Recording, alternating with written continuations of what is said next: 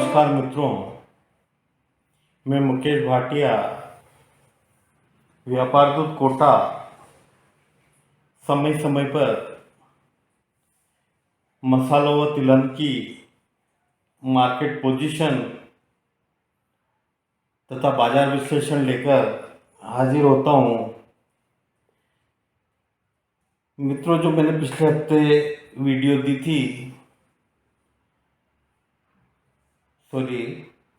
आज दिनांक 18 फरवरी 2022। मित्रों, मैंने जो पिछले हफ्ते वीडियो बनाई थी उसमें ये इससे पूर्व जो वीडियो बनाई थी उनमें सोयाबीन 7,000 मंडी लूज बहुत जल्दी बिक जाएगी, ऐसा अनुमान जताया था। मुझब बाजार उसी ओर चलेंगे तथा जो इंटरनेशनल मार्केट सिनेरियो चल रहा है उस हिसाब से आने वाले सप्ताह में 7,000 से 7,500 के बीच के लेवल बनेंगे।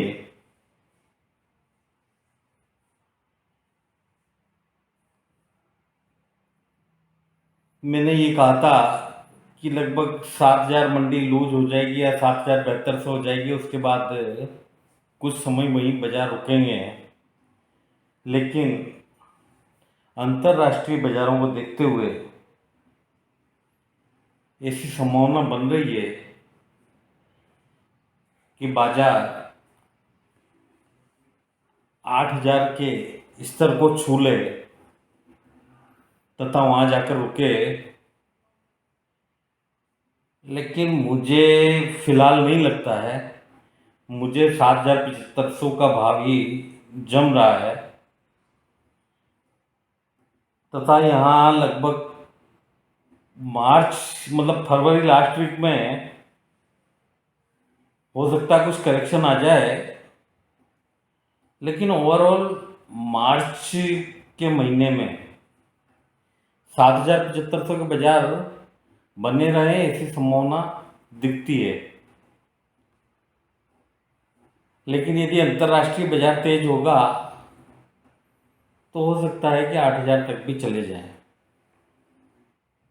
वहीं बात करें सरसों की, तो जैसा कि मैं पूर्व में कह चुका हूं कि विश्वव्यापी सरसों की फसल लगभग 40 से 50% है। इसलिए सरसों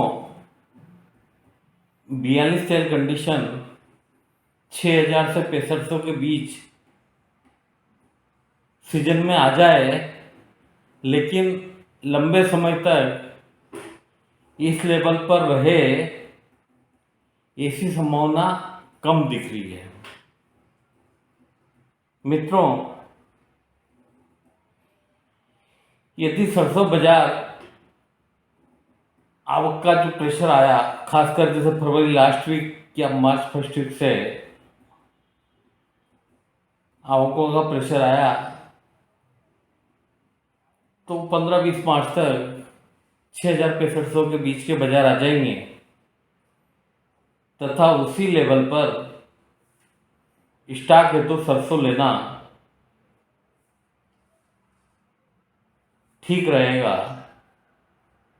इससे ज़्यादा नीचा मुझे नहीं जमता, नीचा मिल जाए तो 6,065 में भी कुछ पैसा खाली रखें ताकि यदि कोई बाजार और नीचे जाए तो आप माल ले सकें। लेकिन अभी जो स्थिति है उस हिसाब से तो यही लग रहा है। मित्रों, अभी पुराने के भी बाजार बने हुए हैं, पुरानी सरसों के, वो नई सरसों के बाजार भी मेंटेन हो रखे हैं। लेकिन ये अभी जो आवक कम आ रही है इसकी वजह से बने हुए हैं तथा एक सीजन का प्रेशर और सीजन का प्रेशर हर फसल पे आता ही आता है, और ख़ासकर मार्च के महीने में। तो मार्च के महीने में लगभग 6,000 पैंसठ के बाजार आ जाना चाहिए तथा वहाँ खरीद करनी चाहिए।